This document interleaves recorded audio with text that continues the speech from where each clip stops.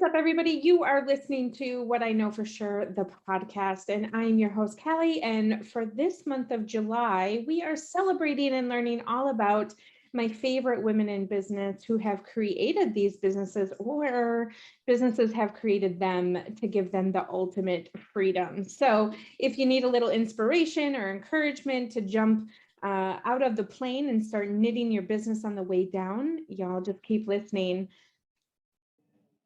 If you haven't heard about Anchor, it's the easiest way to make a podcast. Let me explain. First, it's free. Then there are creation tools that allow you to record and edit your podcast right from your phone or computer. Anchor will distribute your podcast for you so it can be heard on Spotify, Apple Podcasts, and many more. You can make money from your podcast with no minimum listenership. It's everything you need to make a podcast in one place. Download the free Anchor app or go to anchor.fm to get started. Today, I have a very special guest with me, Megan Gillespie. She is an experienced entrepreneur, and she's owned and managed businesses for over 12 years. And so she's built her career around this idea of keeping it real. And through her journey to self-discovery and motherhood, she has found that there is a way to live your life and thrive in business with ease. And she has been inspired to use her platform and voice to help other women find their unique balance. She is the CEO of Boss Ladies and Babies. She's a podcast host, a business strategist, and a full-time mama who has helped countless women discover their identity and feel confident in being a boss lady with a baby. Love that. And so relaxing, obviously, is not one of her strong skills, but when she's not momming or working, she loves writing rap songs. We're going to get into that. Or binge watching horrible reality TV. Guilty. Make sure you follow Megan on the gram and snag some of her resources that she has to help you feel like the boss lady you are. Megan, thank you so much for doing this with me.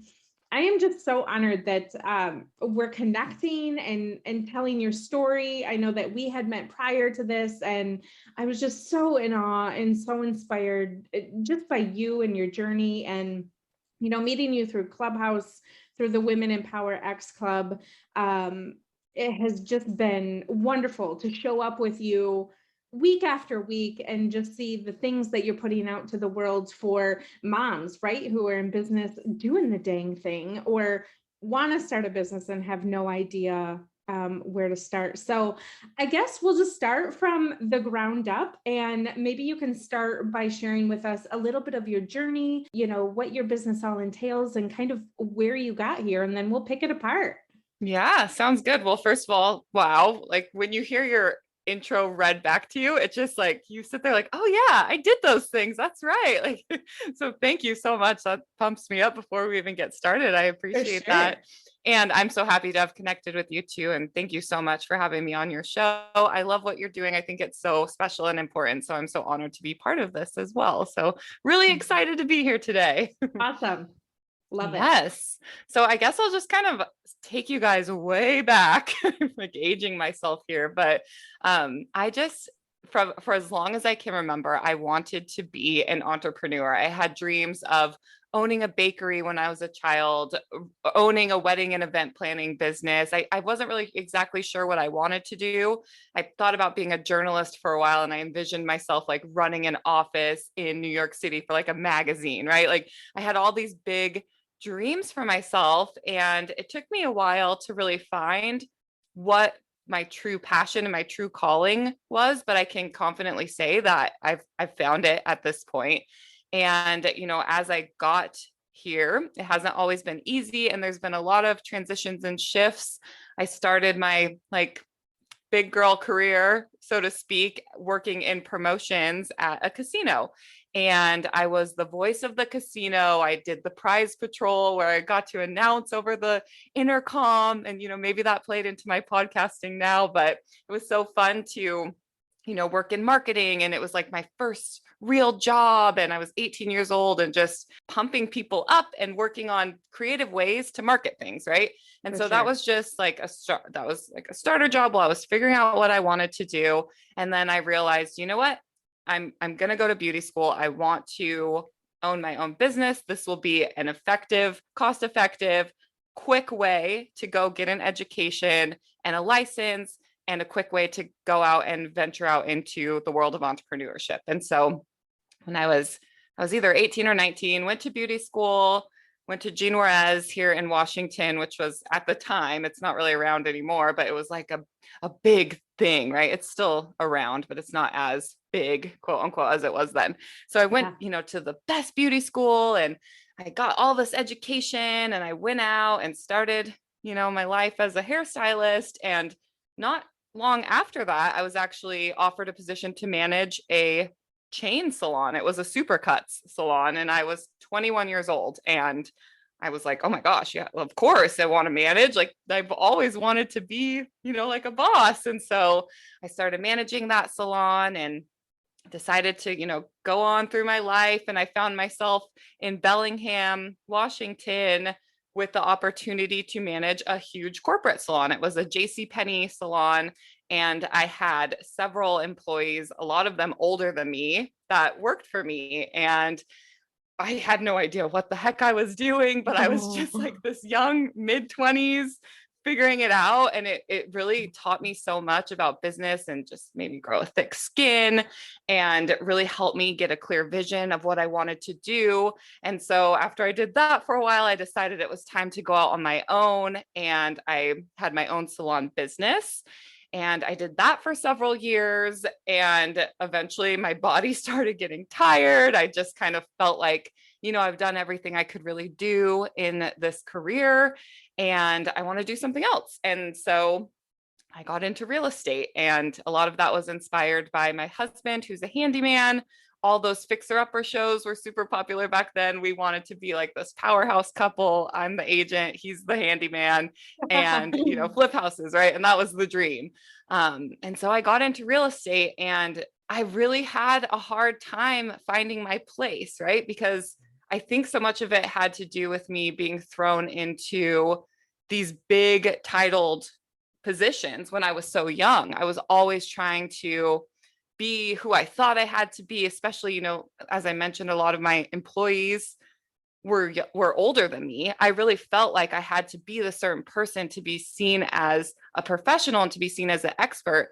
And when I got into real estate, for me, that was like, no messing around. This was a big time job. And to run my own real estate business and be successful, people would have to see me as a professional all the time. And I cannot be my awkward, quirky, silly self. I just have to be suits and briefcases and buttoned up all the time to be this professional. And I did that for a while. And it was really hard because I wanted to share so much of who I was, but I was having a hard time doing it.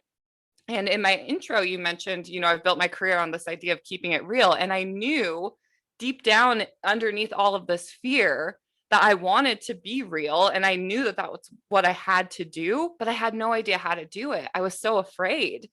And, I continued through my real estate career, and my husband and I decided it was time to grow our family. And when I was pregnant with my daughter, I really started freaking out, to be honest with you. Like, I have worked so hard to grow my career and be this boss lady and be this entrepreneur.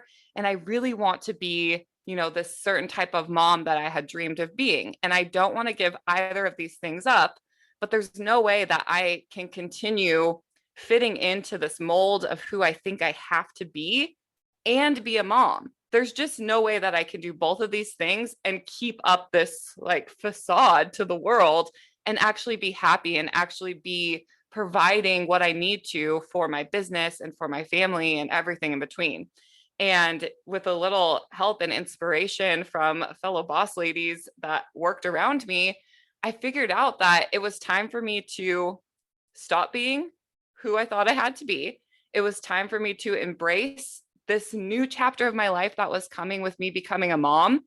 And I could not be the only person who was feeling this way.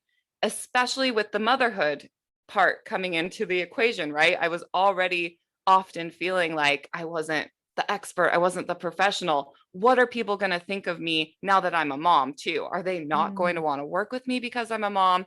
And so many fears that I'm sure we'll get into as the conversation goes on. And so I just kind of want to, as I'm listening to this and as I'm hearing the story, you see kind of the focus of being into your own, getting into hair, doing something that you love, and then it transitions into this sort of corporate role, right? Where you're now the boss lady, you're doing the thing, and then you start kind of finding the ladder of, okay, for more growth, for more money, I should probably be doing X, Y, and Z, which is like the real estate thing. And then within that, I think oftentimes, even as women, when we find ourselves working, it often becomes like our identity.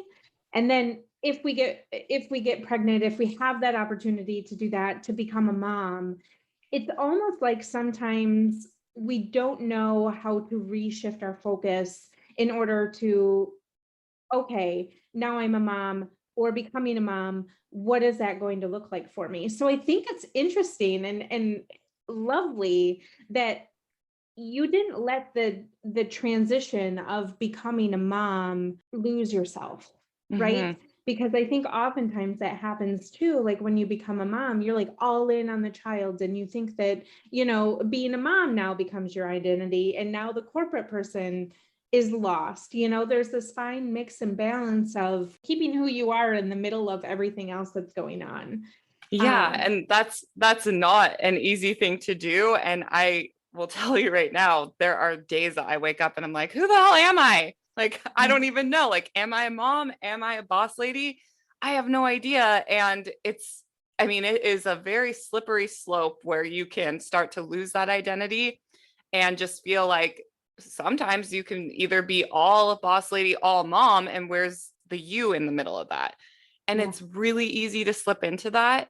And, that's kind of why I talk about creating your unique balance, because sometimes I am in sweats, hair in a bun, not doing anything but cleaning up messes and cooking and laundry all day. And some days I am away from my daughter all day, that polished professional that I was talking about. But it just depends on the day and the season and what's happening in that moment in my life. And by being confident in that you in the middle, you can easily kind of teeter totter back and forth between all these identities when you feel really strongly about who you are. Not saying that's easy, but definitely is that piece that kind of holds it all together. Yeah. And I think probably there's some limiting beliefs that come along with that, right? And when you're in the process of doing the thing, can you talk about some of the limiting beliefs that maybe you had to heal within yourself?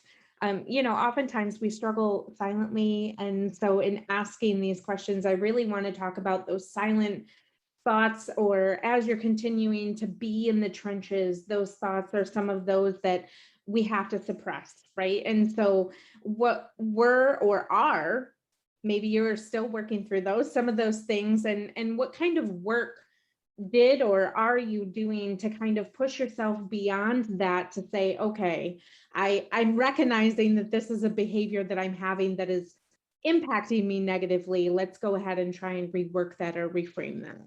Yeah, definitely. So many. I'm like, where do I even get started? So I I have always been different, right? Like I'm really tall. I'm 5'11". So I was always taller than all my friends. Like I'm really awkward. I've never really felt like I fit in ever, like with my friends, through school, in my careers, as you guys heard when I was introducing myself.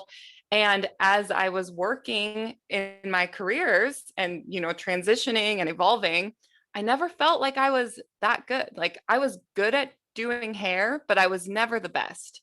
And I'm good at real estate, but I don't feel like I'm the best. I still don't. Like I'm confident now and I found my place, right? And I still don't feel like I'm the best. And so I think that as I've transitioned into my calling, as cheesy as that is, I'm starting to be able to quiet those beliefs more and more, because for the first time in my life, I feel like I've found what it is. I have found what I am the best at. I have found where I belong. I have found kind of that sweet spot, but that doesn't mean that all of those other things just go away. I mean, I'll tell you, probably at least once a month, I wake up and think, what the heck am I doing? I should not be doing this. There are so many other people out there that are better at me than this. Am I just spitting BS at people? I mean, is this even connecting with anyone? What am I even talking about? Who cares what I went through? Who cares what my experiences were? At least once a month, I feel that way. And the way that Yeah. I've kind of battled that is to hear it, right? And to look that in the face and say, you know what, that's just not true. I need to step away for a minute. And that if that means stepping away from social media for some time, if that means taking a break from Clubhouse. I mean, I had to take breaks from Instagram, Clubhouse, everything, just so I could get my head together, because these beliefs were getting so out of hand. Then you throw a baby in the mix and you really think, well, yes, I pride myself on being this working mom, but do people really respect that? Do they think like maybe someone without a child would have more time to dedicate to me? Or, oh, she's a working mom, but she's home full time with her toddler. How does she actually have time to focus on what I'm doing? Right? Like, these are all Mm, thoughts that roll through my head on a daily basis. yeah. I don't know that they'll ever go away, but I think that deep down, I know that for the first time in my life, I feel like I fit in. I feel like I'm the best, and I feel like I'm good enough for the first time ever. And so whenever those thoughts come up, I just kind of grab onto that feeling. Like I said, face the thoughts and then hold on to that feeling. Yeah. Give them a name, right? Yeah. Acknowledge them, because I Mm-hmm. think one of the things that we often do, especially as women, is we just kind of pile the boxes in the back of the closet, and we think that if we're not touching them, if nobody sees them, it'll all be fine, right? It'll Mm-hmm. be fine. And then we continue on. And I think that's where the burnout comes, because we're not 100%. naming it, and we're not saying, okay, I see you, right? Trying to tell me that you're not good enough. But I'm also in the middle of doing this very hard thing. And Mm-hmm. I do have people that when I'm on Clubhouse or when I'm out on Instagram, they are loving on me. And so Mm-hmm. that's the good stuff. That's the middle of the cookie that everybody's trying to get to. It's just how do you put that on the outside so that you're loving on yourself enough, right? Oh, Yeah, so yeah. good. And I think it's helpful. Like for me, sometimes I'll go back and I'll look at, previous things that I've posted or testimonials, or, a time where I felt like I was really on my game. And I'll go back and just kind of like scroll through that again. I'm like, oh, wow. Like if I didn't know this was me and I was just seeing this out in the Instagram world where we're constantly comparing ourselves, I would be into this, right? Like I'm impressed. That's me. I'm doing that. And just kind of having that reminder. And you hear people in your life, like if you have a great support system, which I think is really important as you are journeying through entrepreneurship and just life, of course, in general. Sure. But you hear your support system telling you like, wow, you're so great at what you're doing, or I look up to you so much, or you're such a boss lady. I wish I could be like that. And you just kind of, you're like, yeah, sure. You're just saying that because you're my friend, right? Right. Just listen. Like I have to be conscious of just listening to that. I blow off the praise that I'm getting from the important people in my life all the time, when I should just be accepting that and using that to help build myself up, because they mean it. People aren't lying to you. So Right. I don't know if I'm saying that for you guys right now or for myself, but We're all here. We're in this together. Yeah. Take what you need from that, Megan. yeah. Yeah, and I think too, when we start listening to the limiting beliefs that often come up, when we start saying, "Oh, I really can't do this," it really impacts the daily work that we do, and it Mhm. really affects the people that we surround ourselves with, right? So I think too, ultimately, it can lead to failure. It can lead to just kind of giving up and not really taking yourself seriously. And so what you said is all important. And I just, like, I want everybody to be mindful of the fact that when you see a bright, shiny business on Instagram or out in the world, it's like there is some deep, dark work that is happening from the business owner so that you get to see all the pretty stuff. It's not all glitz and glamour like everybody, puts it, because it's the highlight reel, right? And we hear that Exactly. over and over and over. It's the highlight reel. But so talk to me. We're going to talk a little bit about failure. I hope you don't mind. One of the things about failure is you're not necessarily failing at anything, right? Yeah. You're learning a lesson, you're pivoting from what you're learning from, and then it becomes the different trajectory that you're taking. So when we talk about failure, the actual word has nothing to do with what the situation was, obviously, because true failure is just giving up and not doing anything with that information that you've taken. So obviously Yeah. you've taken something from a failure that you've experienced, but tell me a little bit about, the failure and what you've learned from that. Yeah. I think the biggest and most recent failure that I can share with you guys has to do with this as we started Boss Ladies and Babies, the podcast. And, we started it as, like I said, it was this passion project. It was this hobby. And we were kind of like, let's do this. Let's put ourselves out there. Let's create this community so that we can relate with other people. And we started going along with this idea of creating this community and being this safe space.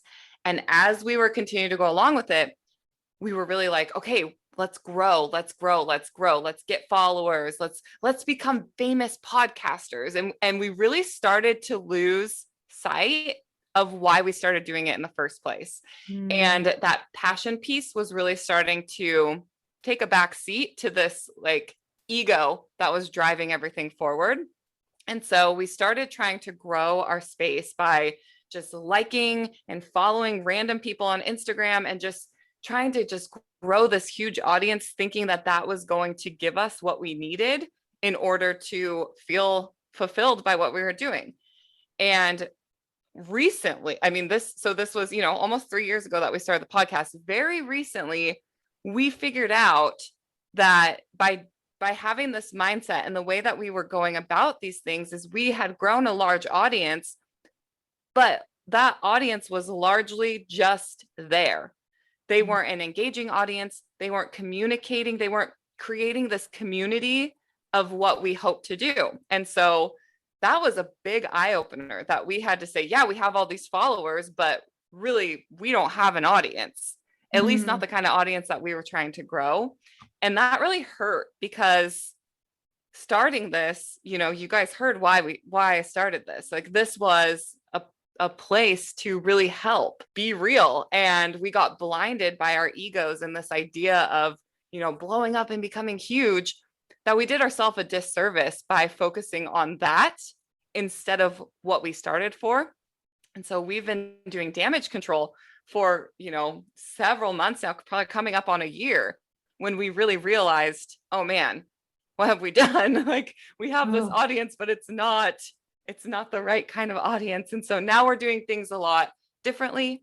We are staying really conscious of the passion that started all of this and just, being so clear on our mission and how we want to grow this and why we're growing this. So that was kind of humbling to put that ego aside and just be like, okay. Yeah, that's an interesting point that you bring, because when you get on Instagram and you see the 1 point whatever K followers and you have 300, raising my hand here, there's this fear of like FOMO almost that happens. Like, why am I not getting comments? Why are people not liking my things? Do they not like me? Is what I'm saying not resonating? And that really can be, lack of a better term, a mind fuck for you, right? Absolutely. Because you show up every day and you don't see, and then the hours that you put into the podcast, the guests that you bring on, the amount of time it takes to edit and put it together and create imagery. you often sit down and go, what is all this for? Like, Mhm. does it even matter? And again, just coming back to the limiting beliefs, it's like, yes, it's okay to recognize that those things are happening, but also ultimately you've done this beautiful job of pivoting and going, whoa, stop the bus. We have to do some damage control, and we have to really get our audience and ourselves in a position to be able to hear what we're trying to do, resonate with the things that we're trying to put out into the world so that you can Mhm. help. It's a fine line when you see the comparison reel that starts to Mhm. happen. And 3 years is not a lot of time, but 3 years is a lot of time. Mhm. So when you're trying to do that battle, it's like you oftentimes look at people and they're like, oh yeah, I've been on social media for 9 years. Okay, well, that explains why you're not going to Right. have following that they've had. Keep trudging away. If anything, that needs to be an encouragement to us all of just keep working, just keep doing the dang thing, because you're going to Yeah. have an audience. I don't care if Yeah. it's your sister in the backyard. It's what it Exactly. is. And that's the thing. And that's what I often remind myself. And I know that my co-host does the same thing. Like when we're specifically talking about the podcast, it's it doesn't matter if your audience is one person or 10,000 people, you're connecting with that one person. And just kind of having that humbling moment of that's what I'm doing. Like I don't need to help every single person out there right now or reach every single person right now. Stepping on the brakes, slowing down, and just sitting in that humbling moment and realizing, okay, one person at a time. Yeah, absolutely. What is one thing maybe that you would have wished that you had done from the very beginning with your business? I wish I would have just been myself the whole time in real estate, especially like when I first got started in real estate. I feel like I could have been so much more successful if I would have been me. And I'm realizing that now because showing up as me and creating the business that I'm doing now, people, I mean, this feels weird to say, but people like me. They like the Yeah. real me. And I almost hesitated to say that because I'm, in a sense, I'm glad that I didn't show up as myself right away because it taught me the importance of doing that. Some people just are so extroverted and they just go out there and they put it all out there all the time. And I always was so envious of that. But back to that ego thing and that humbling moment, I don't think that they realize how special that is often. Yeah. I'm sure some of them do, but just like many things in life, we take that kind of stuff for granted and it comes so naturally to so many people that they don't realize how special it is that they are showing up as who they are. And so having that humbling experience of realizing like that was really hard to hide parts of myself because I thought I had to versus now where I'm just putting it all out there and it's working. It was a hard pill to swallow. Oh, you said something so powerful. You thought you had to hide because that's what you thought you needed to do. I mean, Yeah. that is, mm, I got chills. I remember going to office meetings, right? And so before we moved to the Olympia area, and the last brokerage that I worked at in office in Bellingham was like my dream brokerage, right? It was very like startup vibes, all really young, like attractive people, and it was like just luxury, right? It was just the place that I wanted to be. If I could have designed it was like that office that I dreamed of working if I was doing like journalism or something, right? It was If you like could pluck it out of the magazine. yes, it was Yes. like goals. And I remember going to office meetings and just sitting there so uncomfortable because everyone there seemed to be so sure of themselves.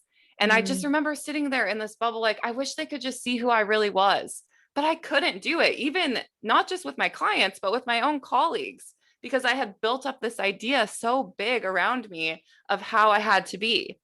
And I mean, I could almost get emotional talking about that because it was so uncomfortable.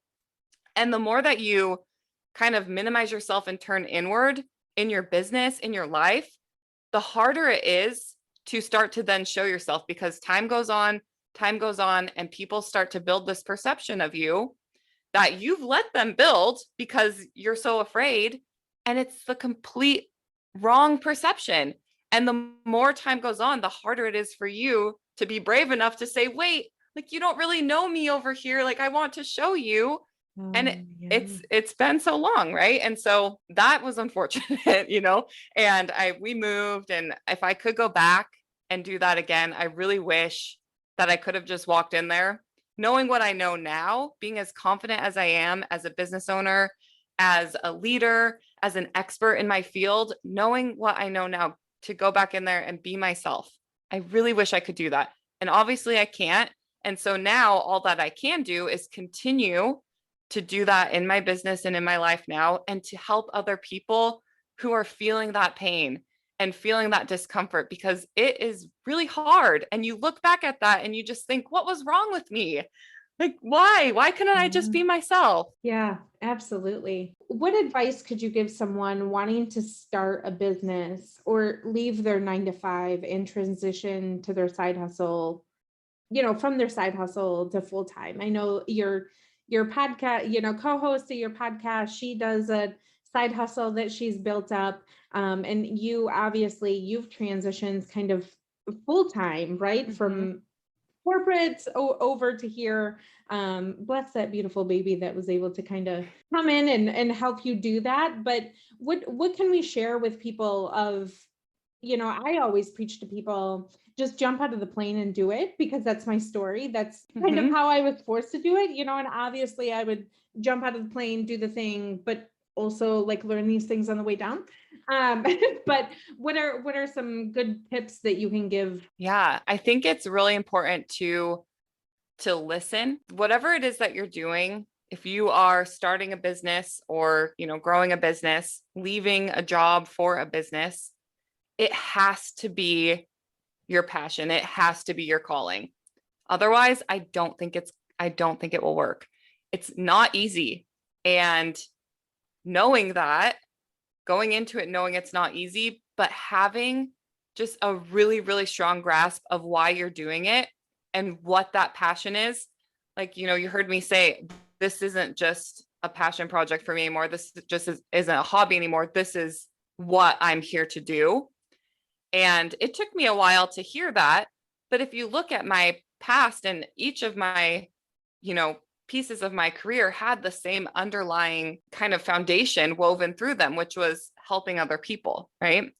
And so when I could really sit back and listen to that calling and really understand what that calling was, maybe I didn't know how I was going to do it. And I still don't know every part of how I'm doing it, right? Like, all I know is this is my calling. I cannot quiet it. I need to do this. And this is why I need to do this. And the rest will just happen. But being so, so, so firm and confident in that reasoning and in that why, you have to. Otherwise, when it gets hard, you don't have anything to hold on to. So that, first of all, and most importantly, and second of all, start as who you are. I mean, I don't want you to feel like how I feel, wishing that I could go back in my business and show people the real me, because I can confidently say now, like, they missed out on knowing me, and I missed out on a lot of opportunities, probably with making friends, clients, connections. So go into it, whatever you're doing, as who you are, and really come into it from a place of showing people who you are. Not from selling, not from, what it is that you're trying to create, just really showing them who you are, and let them see what that passion is. Let them see the why, let them see the calling, let them really, really connect to you and relate to you based on those things, and who you are and what your passion is. The rest will come. I think those are the two most important things. And I hope that those work for people. Yeah, absolutely. I think too, on your first point of kind of sort of not trading the same situation that you're really desperately trying to get out of, and putting that same scenario into your business, right? You can't leave the situation that you're currently in with the same mindset of, okay, now I'm going to shift and do my own thing, because that's a different type of mind work when you work for someone else, as opposed to now you're all in on yourself. Like Mm-hmm. nobody's coming for you. Nobody's going to show up and hold your hand. So Mm-hmm. those beliefs that you have of kind of how the corporate world works, those aren't going to show up in the same way that you have a business with, right? So, Right. oh, awesome. Random question, but who is someone like super influential for you that, maybe in the start of your business or even now, where you just kind of go, yeah, this is someone that I'm going to keep close tabs on and work through, seeing what they're doing to see how I can apply, some of their strategies to me and my Yeah. business. Yeah, absolutely. There's a woman named Kelsey Curtis, and she lives in Bellingham. She is a lifestyle branding photographer and educator. And she came in to speak to our real estate office one day, and I was pregnant with my daughter. I think I was 18 weeks pregnant. So I wasn't like quite showing yet, but I was, dealing with this internal battle at the time. And it was like she came in at the perfect time, and she was giving this speech about lifestyle photography and how, being imperfect is perfect, and the importance of, not just taking headshots, but showing this person in the photo, like who you really are. Right. And as she was talking, I was just staring at her like, this is good. Like, this is what my head and my heart have not been able to connect. Like, this is really, really good stuff. And she actually approached me and told me, I want to really get into this lifestyle photography business more. And I want to start coaching people on branding. And I'd love to have you as a guinea pig. Can I take some lifestyle photos of you to start using in your business? And, these were photos of me like with my dog and with my husband and doing things in my life, and not just, like a stuffy real estate headshot photo. Right. I'm like, oh my gosh, like she's on to something here. Like, yes, of course. And so, I did this session with her, and I learned just in this like 90-minute session or whatever, I learned so much from her. And it was almost like she was sent there that day to give me the permission to unlock this piece that I had been searching for. And since then, she has just been such an inspiration to follow. She has exploded her business. She just wrote a book. I think it's called Connection Based Branding. And she's the real deal, and such an inspiration and so supportive. And I love, love, love following her and everything that she has to offer. And the photos that she takes, you guys, are next level. She does all of my branding photos still, even though we live 3 hours apart. So she's just an amazing woman.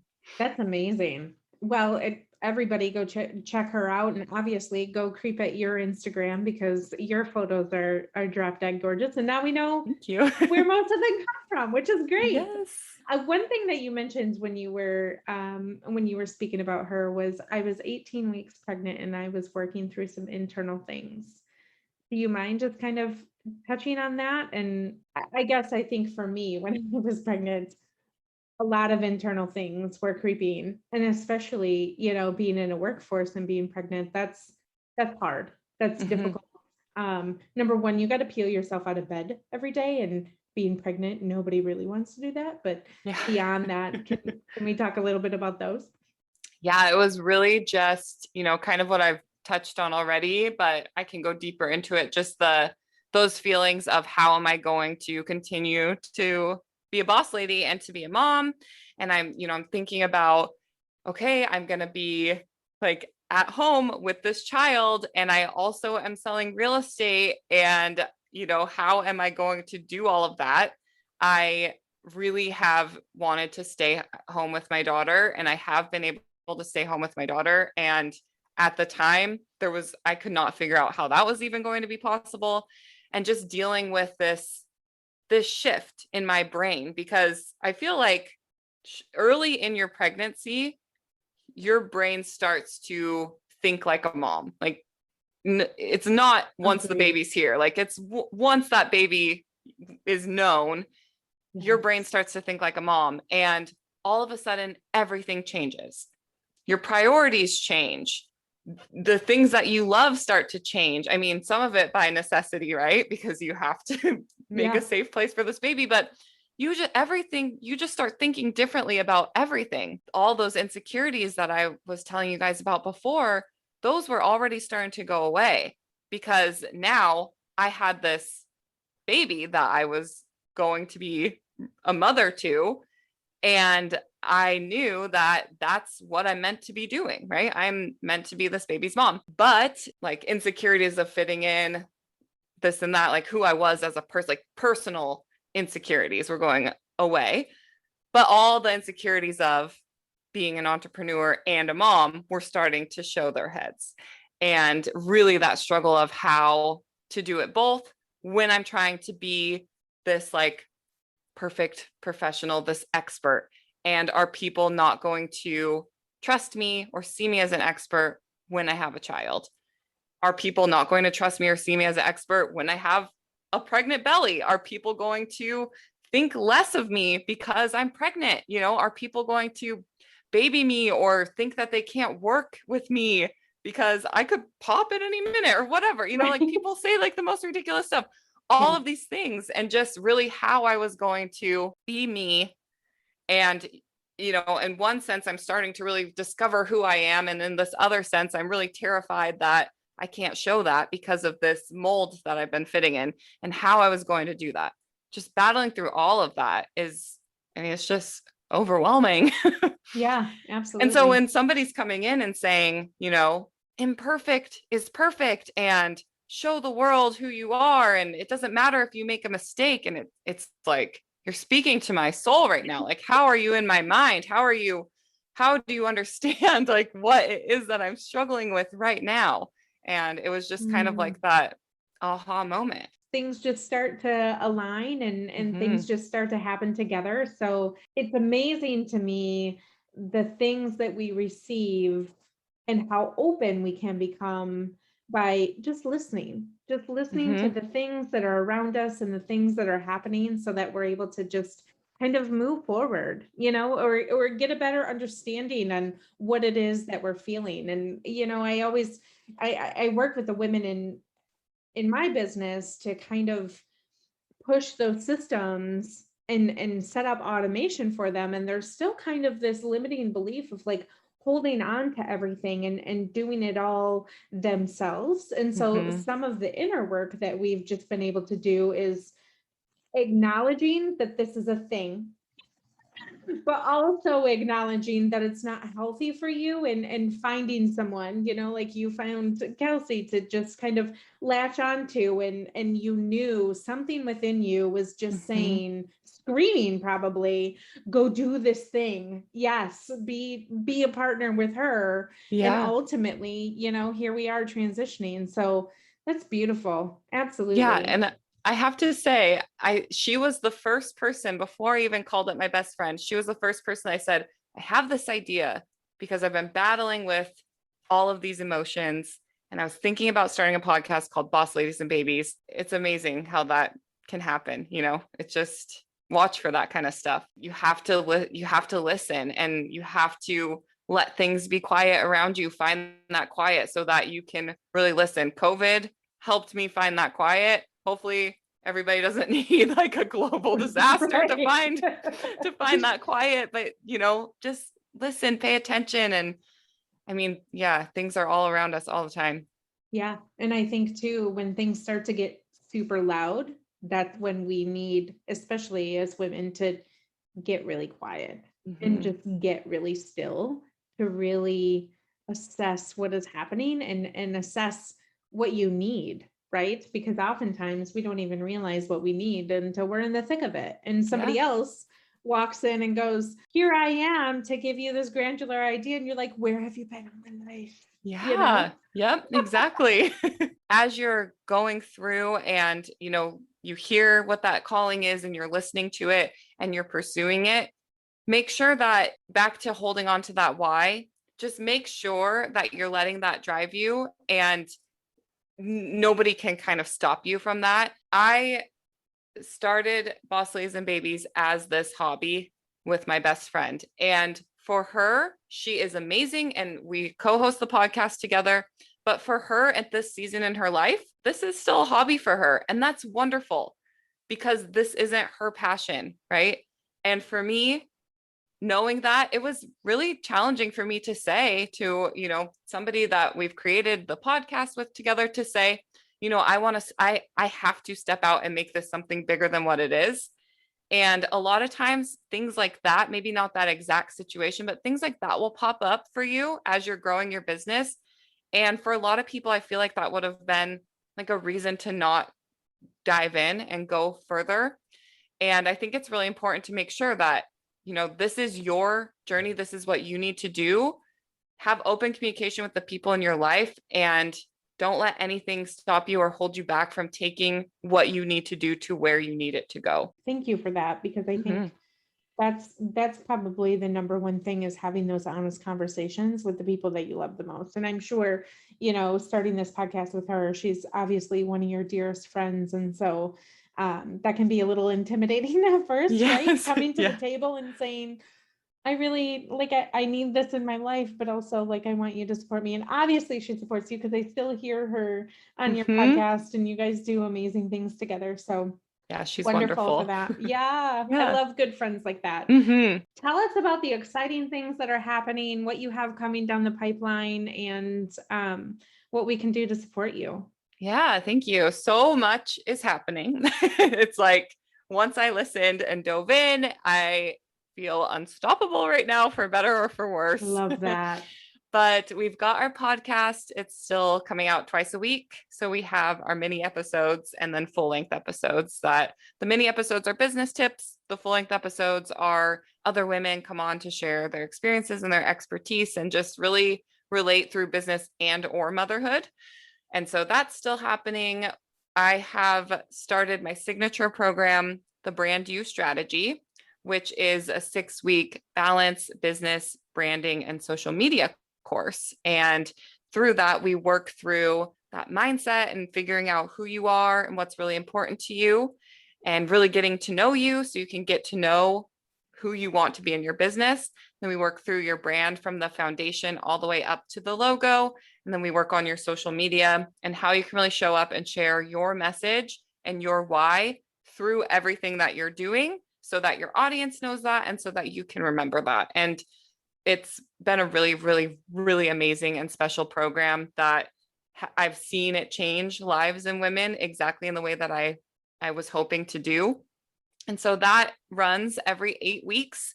And we're currently in a round right now. The next one will be opening up mid-July. So stay tuned for that. And we have some merchandise over at Boss Ladies and Babies that just dropped, just some fun, like podcast related merchandise, some mama stuff, which is really cute.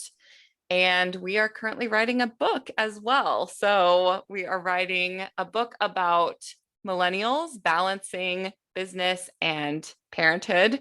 And it's called The Millennials Guide to the Professional Parent, which will be coming out in September. And other than that, I don't want to say too much yet because I'm not sure all the details, but I have some other programs and courses in the works, maybe a monthly subscription group, possibly a mastermind with some really great value coming soon. So stay tuned. Thank you. I'm so proud of you. Thank you so much. I mean, that is a lot. And a book. It's a lot. And the book. The book thing just was insane how that happened. We were invited on a podcast to talk about millennials. It was a millennials podcast. Sure. And my co-host and I went on there and we just, we were ourselves. We did our thing. And the host of the podcast was like, wow, you guys, this was great. I'd like to invite you to this thing. And we thought, oh, maybe it's just like a blog post or a feature on a website or something. We're like, sure. All of a sudden we get a book proposal. We're like, wait, what? We're writing a book and it's with one other woman. Her name is Whitney. She goes by the Savvy Working Mom on social. And so there's 3 of us that are co-authoring this book. And it just, a book I'm looking at it right now on my grand to-do list, writing a book was on there, but I didn't think that would be for years. And it's happening. So you're doing the dang thing. Doing it. Oh, so proud of you. So proud Thank of you. you. I just have to mention too on your podcast, just very quickly, the little tagline, and it says Nikki and Megan building our careers and not losing our shit. And I was like fist in the air, like, yes, queen, tell me what this is about. I just I just have to tell you how proud I am, because I'm like, I was listening to the email marketing. I was catching up. I was listening to the email marketing episode that you had, and I was like, oh yeah, this is totally something that I needed, because I had spent the whole morning just researching things about email marketing and whatever. And then, take my decompressed break, and I come on and I'm like, oh, look, she's got an episode about email marketing. Is this? It's one of those moments. Cues that we have, right? Mm-hmm. Oh my gosh, thank you so much. And our signature thing around here is a very direct question. And so, Megan, with the highest regards, what do you know for sure? I think that I can pretty confidently say that I know for sure, if you are yourself and try to stay as authentic as you can in your life, in your business, in your relationships, you will be successful.